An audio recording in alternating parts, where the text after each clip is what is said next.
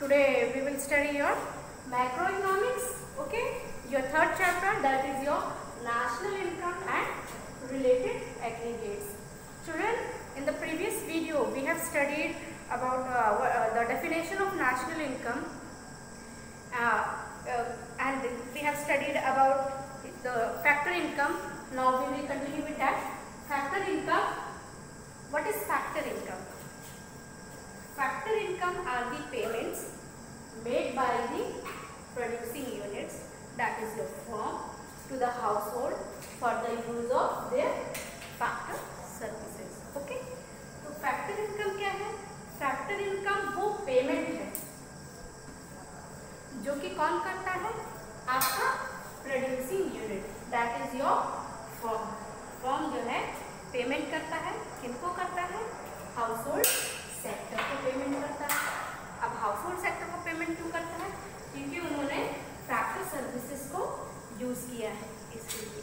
अब वो factor services किसके द्वारा मिला था? When he factor of production उसने जब हायर किया था,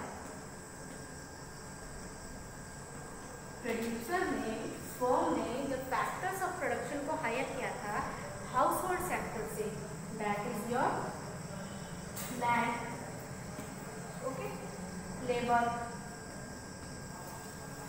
okay, capital and your entrepreneur. ये जितने भी फैक्टर्स ऑफ प्रोडक्शन है इनको फर्म ने हायर किया था हाउस होल्ड सेक्टर से, और इन्होंने क्या प्रोवाइड किया था? Factor service in the production process they provide. Okay, उससे क्या होगा? जब फैक्टर सर्विस दिया तो उसके बदले में क्या होगा? जो फर्म है he will make payment, he will make payment to this household sectors. अब वो पेमेंट किस रूप में करता है? तो फैक्टर सर्विसेज को मैंने जो है क्लासिफाई किया है, आप इधर देख सकते हैं. तो फैक्टर सर्विस, जो फैक्टर इनकम है, factor income is being classified as, जो first one is compensation of employ. Compensation of employ मतलब जो उसने लेबर वर्क प्रोवाइड किया है, जो उसने सर्विस प्रोवाइड किया है इन द प्रोडक्शन प्रोसेस. ठीक है,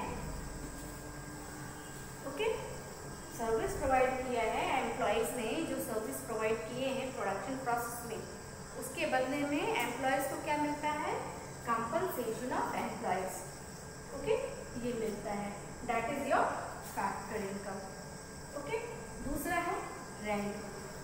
रेंट कब मिलता है? जो उसने लैंड हायर किया था हाउस होल्ड सेक्टर से, लैंड के बदले में क्या मिला हाउस होल्ड सेक्टर को? रेंट.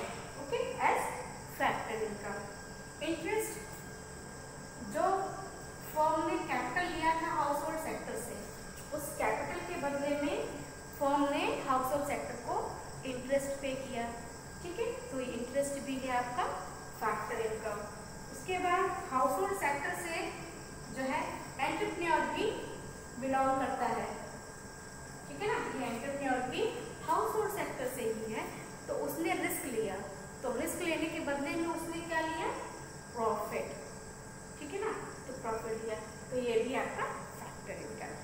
ठीक है, तो फैक्टर इनकम क्या है? ये वो पेमेंट है जो फर्म करता है किसके रिटर्न में? फैक्टर सर्विसेज के रिटर्न में. And what are this factor income?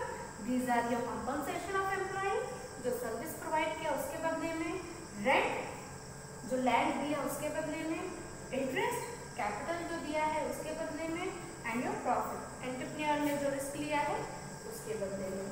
ठीक है, अब क्या है कि ये जो फैक्टर इनकम है इसको नेशनल इनकम में इंक्लूड किया जाता है. ठीक है, अब देखते हैं एक और टर्म जो कि है आपका transfer income. Okay, transfer income क्या है? ट्रांसफर इनकम जो है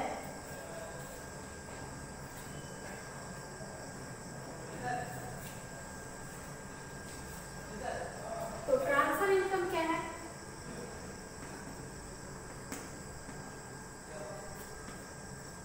ट्रांसफर इनकम वो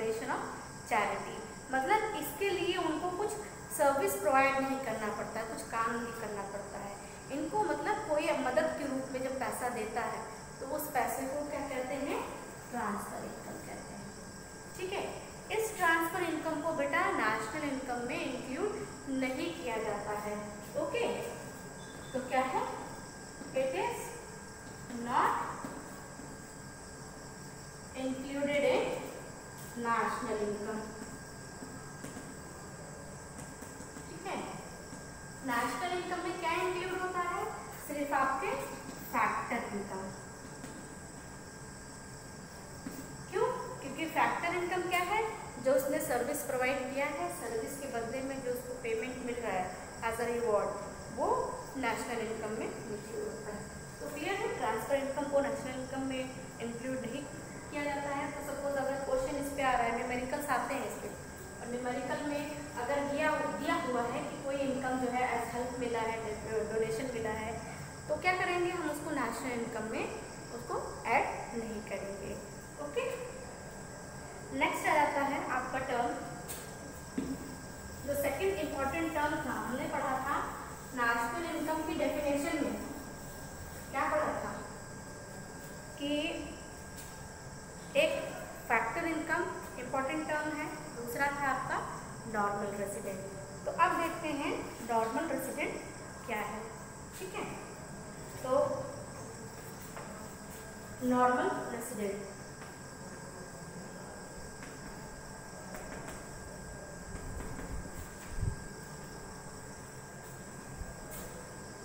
नॉर्मल रेसिडेंट जो है is said to be one, normal resident उसको कहेंगे जो कि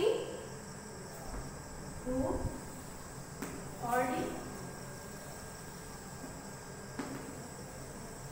ordinarily resides in the country concerned। हम जिस देश की बात कर रहे हैं वो उस देश में अगर रह रहा है, सपोज इंडिया की बात कर रहे हैं, तो अगर कोई इंडिया में रह रहा है तो उसको हम क्या कहेंगे? नॉर्मल रेसिडेंट कहेंगे। दूसरी इसकी शर्त है, दूसरी कंडीशन है कि whose centre of interest, okay, whose centre of economic interest, sorry economic interest lies in that country।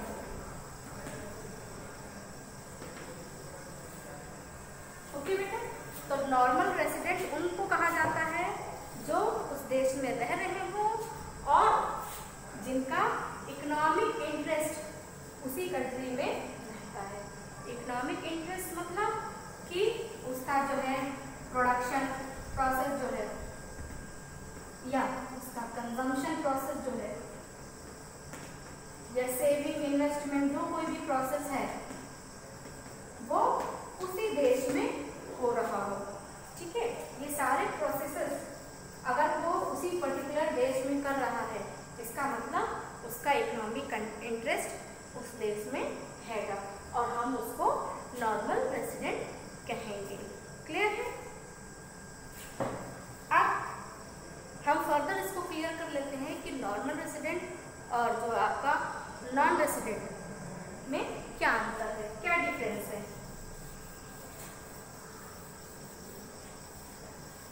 तो नॉर्मल रेसिडेंट तो हमने देखा कि नॉर्मल रेसिडेंट की दो कंडीशन हैं, एक कि उसको उस देश में रहना, he is a resident of that country, और दूसरा था कि उसका इकोनॉमिक इंटरेस्ट भी उसी देश में होना चाहिए। ठीक है, अब आता है कुछ पॉइंट्स हैं जो कि डिफर करेगा normal resident and non resident में क्या अंतर है, इसको देखते हैं। नॉर्मल रेसिडेंट, ओके, और ये कॉलम है आपका नॉन रेसिडेंट का।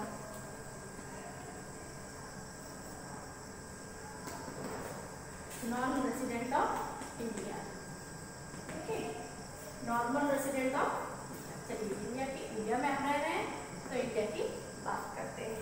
पहला है कि अगर कोई इंडियन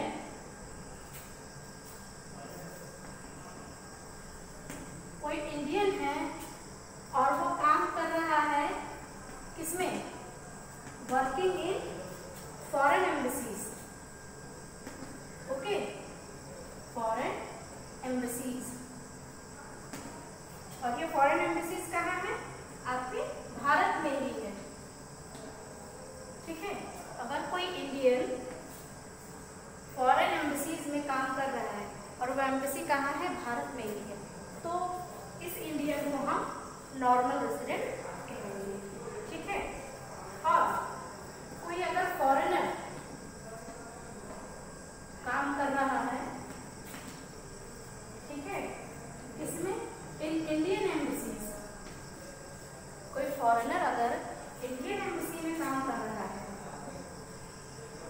और ये एम्बेसीज कहाँ है, बाहर है, हमारे इंडिया में नहीं है, बाहर है, जैसे आप कनाडा ले लीजिए, कनाडा है या जापान है, ठीक है, कहीं पे भी है, अगर हमारी इंडियन एम्बेसी बाहर है और उसमें अगर कोई फॉरेनर काम कर रहा है तो हम उसको नॉर्मल रेसिडेंट में नहीं इंक्लूड करेंगे, ठीक है, वो नॉन रेसिडेंट कहलाएगा।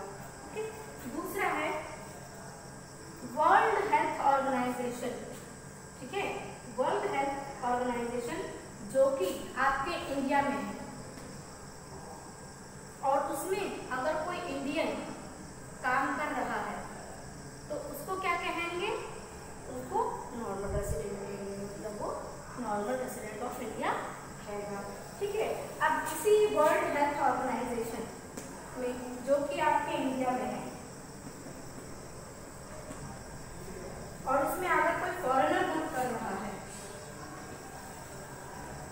ठीक है, इसी वर्ल्ड हेल्थ ऑर्गेनाइजेशन में जो कि आपके इंडिया में है, इसमें अगर कोई फॉरेनर काम कर रहा है तो उसको क्या कहेंगे, वो हमारा नॉर्मल रेसिडेंट नहीं है, is your non resident of India, okay.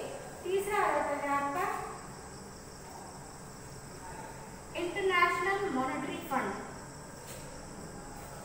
International monetary fund जो कि आपके इंडिया में है, ठीक है, अगर इसमें कोई local people of India,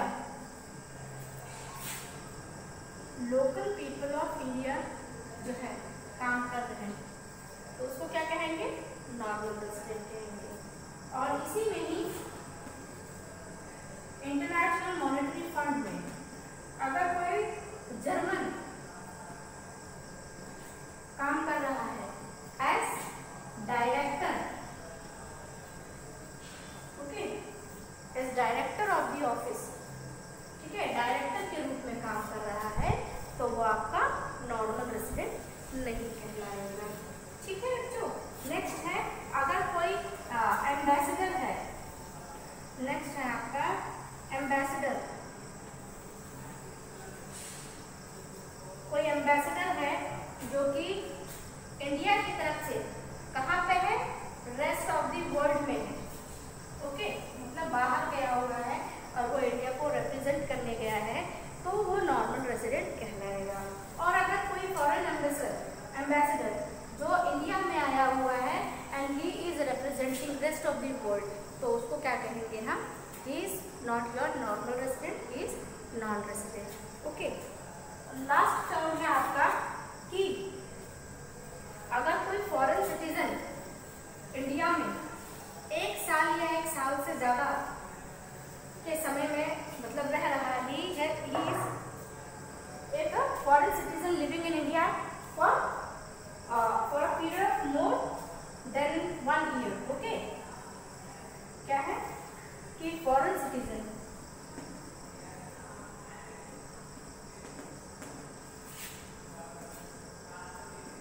is living in India, okay, for the period of more than 1 year, ठीक है।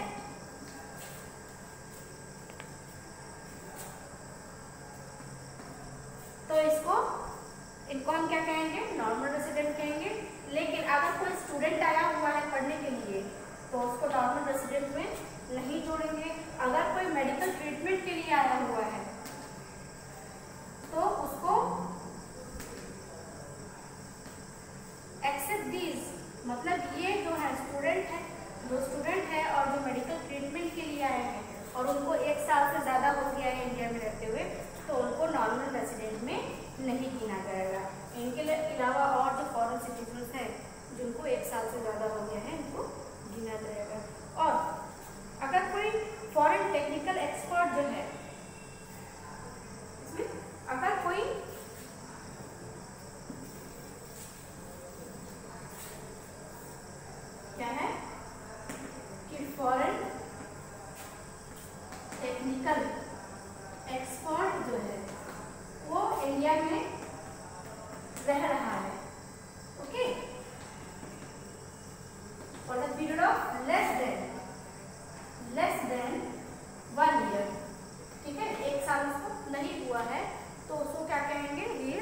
Non resident of India. Okay, clear है? अब हम आगे बढ़ते हैं।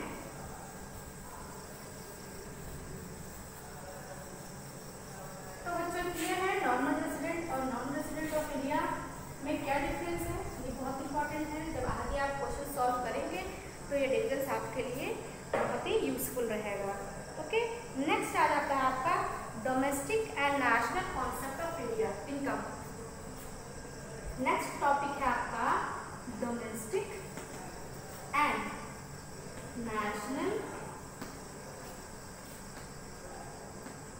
Concept of income. ठीक है, इनकम के दो कॉन्सेप्ट हैं, एक डोमेस्टिक लेवल का इनकम और एक है आपका नेशनल लेवल पे। ठीक है, तो डोमेस्टिक इनकम पर आने से पहले हम ये समझ लेते हैं कि डोमेस्टिक टेरिटरी क्या होता है। ओके, एक टर्म है that is your domestic territory. ठीक है, तो अगर जनरल मीनिंग में देखा जाए तो डोमेस्टिक टेरिटरी क्या है? पॉलिटिकल बाउंड्री है। लेकिन इकोनॉमिक्स में खाली ये पॉलिटिकल बाउंड्री नहीं है, it is an economic territory. What is domestic territory? It is an economic territory according to your economics. Okay, तो ये एक इकोनॉमिक टेरिटरी है। यूनाइटेड नेशन ने इसकी एक प्रॉपर डेफिनेशन दी हुई है। ओके, यूनाइटेड नेशन ने क्या कहा है कि इकोनॉमिक टेरिटरी क्या है? Economic territory is a geographical territory. It is a geographical territory. Okay, ये एक geographical territory है, administered by a government. ठीक है, इसके द्वारा administered है, it is administered by a government. Okay, within which जिसके अंदर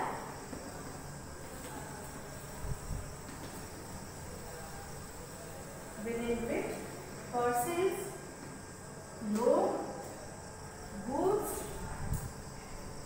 सामान and capital circulates freely. Okay, according to United Nations, domestic territory is an economic territory. And what is economic territory? Economic territory is a geographical territory which is administered by the government, within which persons, people and goods circulate freely. इसका मतलब क्या है कि economic territory वो geographical territory है जिसके अंदर देश के लोग, देश के गुड्स और कैपिटल फ्रीली सर्कुलेट कर सकता है। ठीक है, तो क्या है? फ्रीली सर्कुलेट करता है, मतलब इसमें कोई दूसरा आकर के आपको इंटरफियर नहीं कर सकता, कोई रोक उसमें किसी का नहीं रहेगा। ठीक है, मैं आपकी चीज़ें जैसे प्रोडक्शन प्रोसेस है, सेविंग है, इन्वेस्टमेंट है, कुछ भी है, आपका कंजम्पशन है, ये सारे प्रोसीजर्स जो है आराम से बिना रोक टोक के चलता है। तो उस एरिया को, उस ज्योग्राफिकल टेरिटरी को हम डोमेस्टिक टेरिटरी कहते हैं। क्लियर है बच्चों? डोमेस्टिक टेरिटरी क्या है? मतलब इस उस जो है आपका जो बाउंड्री है उसके अंदर क्या होगा? Not boundary, it's a geographical territory. ठीक है, तो अज्यूम किया जाता है कि हाँ इतने में क्या है कि जो है ये इंडिया का डोमेस्टिक टेरिटरी है और इसके अंदर जो है इंडिया की गवर्नमेंट जो है इसको एडमिनिस्टर कर रही है and goods and services can easily circulate. Okay, अब आ जाते हैं आपके डोमेस्टिक इनकम में। डोमेस्टिक इनकम क्या है?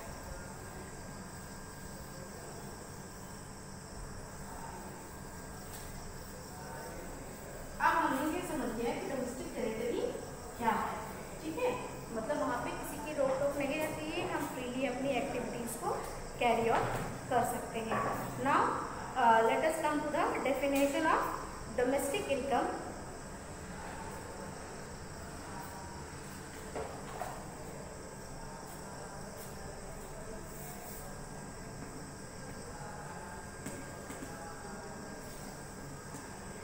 यहाँ से बेटा आपके जो नेशनल इनकम की कैलकुलेशंस में जो टर्म्स आएंगे यहीं से शुरू हैं, तो यहाँ से आप ध्यान से इस वीडियो का देखिएगा और पढ़िएगा, ठीक है।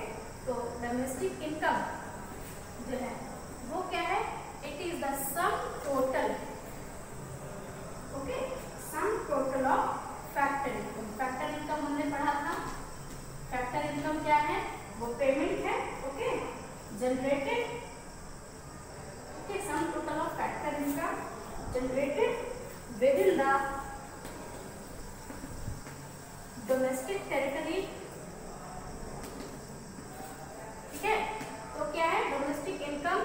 वो फैक्टर इनकम है जो कि डोमेस्टिक टेरिटरी के अंदर जनरेट होता है, ओके।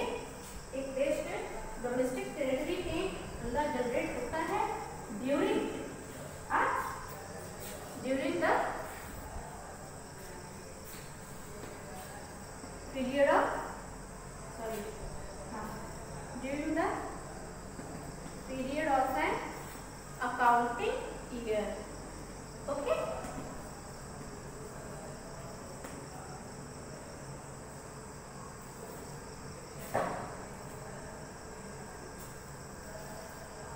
ठीक है, तो डोमेस्टिक इनकम क्या है? It is the sum total of factor income. Factor income हमने पढ़ा था, जो हम सर्विस प्रोवाइड करते हैं उसके बदले में जो हमको इनकम मिलती है वो आपकी फैक्टर इनकम है। तो वो सारे फैक्टर इनकम का ये टोटल होता है। और ये फैक्टर इनकम कहाँ पे जनरेट होता है? It is generated with in the domestic territory. Domestic territory हमने पढ़ा था, इट्स अ ज्योग्राफिकल टेरिटरी जिसके अंदर देश के लोग कंजम्पशन, प्रोडक्शन, सारी एक्टिविटीज फ्रीली सर्कुलेट करती है, सारे प्रोसीजर्स होते हैं। तो उस डोमेस्टिक टेरिटरी के अंदर जब ये फैक्टर इनकम जनरेट होता है, ठीक है, और जब हम उसको पूरे एक अकाउंटिंग ईयर के लिए उसको सम अप करते हैं, ठीक है, पूरे एक अकाउंटिंग ईयर के लिए जब हम उसको सम अप करते हैं तो उसको क्या कहते हैं? डोमेस्टिक इनकम, ठीक है। अब बात यह आती है कि डोमेस्टिक टेरिटरी में तो रेसिडेंट्स भी रहते हैं और नॉन रेसिडेंट्स भी रहते हैं। तो क्या होगा इस डोमेस्टिक इनकम में जो है it includes factor income of both, दोनों के फैक्टर इनकम को इंक्लूड करता है। इसका रेसिडेंट का भी, ओके, रेसिडेंट की भी फैक्टर इनकम को इंक्लूड करता है और नॉन रेसिडेंट के भी फैक्टर इनकम को वो इंक्लूड करता है, ठीक है बच्चों, क्लियर है।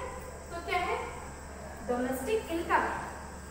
Domestic income is the sum total of factor income which is generated within the domestic territory of a country during an accounting year।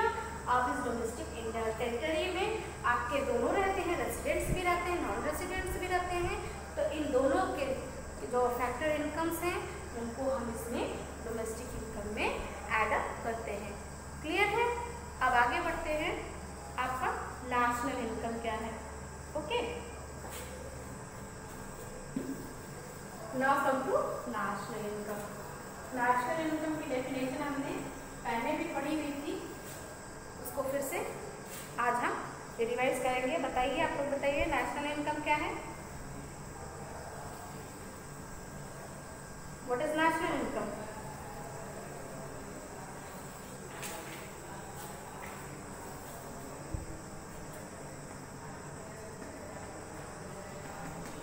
National income is the sum total of what? Sum total of factor income. पढ़ा था ना हमने? It is the sum total of factor income. Okay.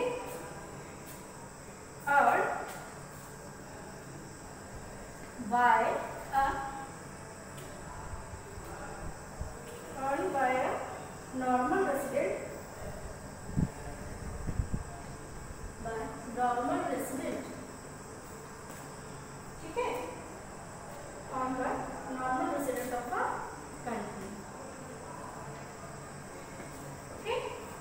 what is national income? National income is the sum total of your factor income, okay, earned by the normal resident. तो हमने पढ़ा था factor income क्या है, normal resident क्या है, okay. अब क्या है कि जब नॉर्मल रेसिडेंट्स, जितने भी नॉर्मल रेसिडेंट्स हैं, उनके फैक्टर इनकम को हम सम अप कर लेते हैं तो उसको कहते हैं नेशनल इनकम। अब क्या है कि ये पूरे नेशन की इनकम है। इट मीन्स हमारे कुछ नॉर्मल रेसिडेंट्स बाहर भी हैं, है ना, बाहर काम कर रहे हैं, इसका मतलब उनकी इनकम को भी इसमें ऐड किया जा रहा है। तो इसका मतलब क्या है कि ये जो है it also includes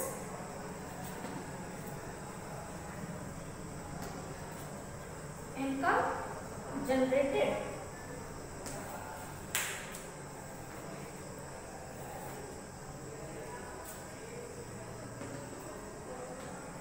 within the domestic territory, okay, and outside also। मतलब जो भी फैक्टर इनकम जनरेट हो रहा है, चाहे वो आपके डोमेस्टिक टेरिटरी में जनरेट हो रहा हो, चाहे डोमेस्टिक टेरिटरी से बाहर, मतलब जो बाहर फॉरेन में जो हमारे रेसिडेंट्स रह रहे हैं उनके द्वारा जो इनकम जनरेट हो रही है उसको भी नेशनल इनकम में ऐड किया जाता है। क्लियर है? तो डोमेस्टिक इनकम में क्या था, डोमेस्टिक इनकम में हम रेसिडेंट और नॉन रेसिडेंट दोनों के इनकम्स को एडअप करते हैं, लेकिन नेशनल इनकम में क्या है, हम सिर्फ नॉर्मल रेसिडेंट्स के इनकम को एडअप करते हैं। इट डजंट मैटर कि वो नॉर्मल रेसिडेंट आपके कंट्री में रह रहा है या कंट्री के बाहर रह रहा है, ठीक है। तो जो बाहर रह रहे हैं उनके इनकम को भी एडअप किया जाता है, वो योर नॉर्मल रेसिडेंट होंगे, ओके। और जो आपके डोमेस्टिक टेरिटरी में रह रहे हैं उनके इनकम्स को तो एडअप किया ही जाता है। नाउ क्लियर है डोमेस्टिक और नेशनल इनकम, क्लियर है। अब एक एग्जांपल लेते हैं, अब एक एग्जांपल लेते हैं, जैसे कि डोमेस्टिक इनकम, सपोज, ओके बच्चों, सपोज डोमेस्टिक इनकम जो आपके देश में आया पूरे साल भर का, that is your 100। Suppose let us, okay, suppose कि डोमेस्टिक इनकम जो है आपके देश में आया 100 एंड योर नेशनल इनकम जो है जब हमने उसको कैलकुलेट किया तो वो आपका आया 120। तो अगर हम दोनों को कंपेयर करें तो दोनों में डिफरेंस कितने का आ रहा है, 20 का। एंड व्हाट इज दिस 20 वो है जो normal residents rest of the world में रह रहे हैं, उनके जो इनकम्स आ रहे हैं इसको हम नेशनल इनकम में ऐड कर रहे हैं। मतलब डोमेस्टिक में क्या था, डोमेस्टिक इनकम में जो हमारे देश में रह रहे हैं उनके इनकम्स को तो ऐड किया जा रहा है, लेकिन नेशनल इनकम में क्या था, जो नॉर्मल रेसिडेंट्स जो बाहर रह रहे हैं, ओके, फॉरेन्स में रह रहे हैं, उनकी इनकम्स को जो हमने ऐड किया तो 100 + 20 120 ये बनता है। अब देखिए इस 20 को कहेंगे क्या, इस 20 को कहेंगे NFIA। क्या कहेंगे इसको, NFIA। NFIA क्या है, इसका फुल फॉर्म है net factor income from abroad. Net factor income from abroad मतलब जो नेट इनकम एब्रॉड से हमको मिल रहा है, ठीक है ना, उस इनकम को जब हमने ऐड किया, मतलब डोमेस्टिक के 100 को और नेशनल जो net factor income from abroad, जो एब्रॉड से जो नेट इनकम मिल रही है उसको जब हमने ऐड किया तो हमारा नेशनल इनकम बना 120। अब बात ये आती है कि डोमेस्टिक इनकम में तो मैंने कहा था कि यहाँ पे चाहे वो आपका रेसिडेंट हो चाहे वो आपका नॉन रेसिडेंट हो, दोनों के इनकम्स को ऐड करते हैं, है ना। लेकिन नेशनल इनकम में तो सिर्फ हम उन्हीं इनकम्स को ऐड करते हैं जो कि आपके नॉर्मल रेसिडेंट्स ने जनरेट किए हों, ठीक है। तो इसका मतलब ये जो नॉन रेसिडेंट हैं इनके इनकम को हम इसमें से यहाँ जब डोमेस्टिक से नेशनल में हम जाते हैं तो तो इस इनकम को हम डिडक्ट करते हैं। तो देखते हैं इसको कैसे डिडक्ट किया जाता है। इट मीन्स यहाँ पे दो टर्म्स आते हैं, फैक्टर इनकम रिसीव्ड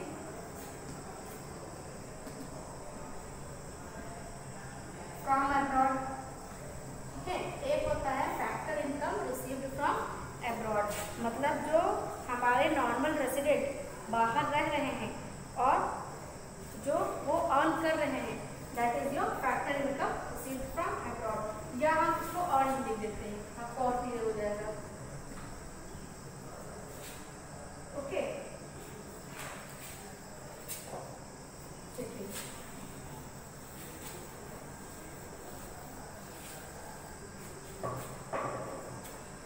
क्या है आपका फैक्टर इनकम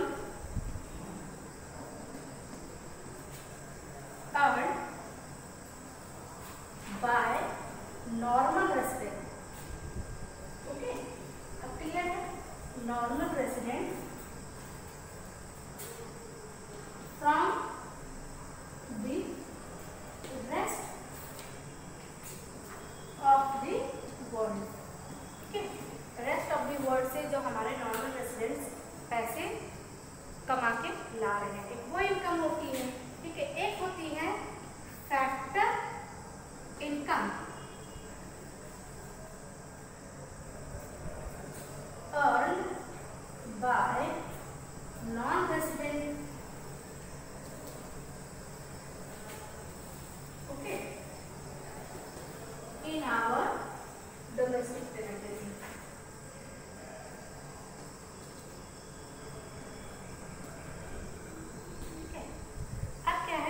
हमने ये पढ़ा था कि अगर हमको नेशनल इनकम फाइंड करना है, क्या फाइंड करना है, अगर हमको नेशनल इनकम फाइंड करना है तो उसमें किनकी इनकम्स आती है, सिर्फ नॉर्मल रेसिडेंट्स की इनकम आती है। इसका मतलब ये factor income earned by the normal resident from the rest of the world. इसका मतलब हम इसको प्लस करेंगे। ओके, जो कि आपका आ गया 20, जो हमने प्लस किया था 100 + 20 दैट इज इक्वल टू 120। ठीक है, तो ये 20 आपका ये हो गया। अब क्या है कि factor income earned by the resident non resident in our domestic territory, मतलब कुछ लोग ऐसे भी हैं जो हमारे देश में रह रहे हैं लेकिन हमारे रेसिडेंट नहीं हैं, तो उनकी इनकम्स को तो नेशनल इनकम में ऐड नहीं करना। इसका मतलब इनको हम क्या करेंगे, माइनस करेंगे। ठीक है, तो क्या है कि income earned by normal resident is added up and income earned by the non resident is being deducted. इसको प्लस करेंगे, इसको माइनस करेंगे तो हमको क्या मिल जाएगा, NFIA। NFIA क्या है, जो कि आपका है net factor income from abroad. इसका फुल फॉर्म क्या है, net factor income from abroad. ठीक है, मतलब जो नेट इनकम, मतलब जो हमने दिया अपने देश में से जो इनकम दिया, उसके बाद हमारे देश में जो इनकम आया, तो इनकम देने और इनकम मिलने के बाद नेट इनकम हमारे पास क्या बची, हमारे पास ये बची NFIA। इस NFIA को हम नेशनल इनकम में ऐड करते हैं। तो अपना जो है पहला फॉर्मूला जो है नेशनल इनकम का, वो आपका बनता है डोमेस्टिक इनकम,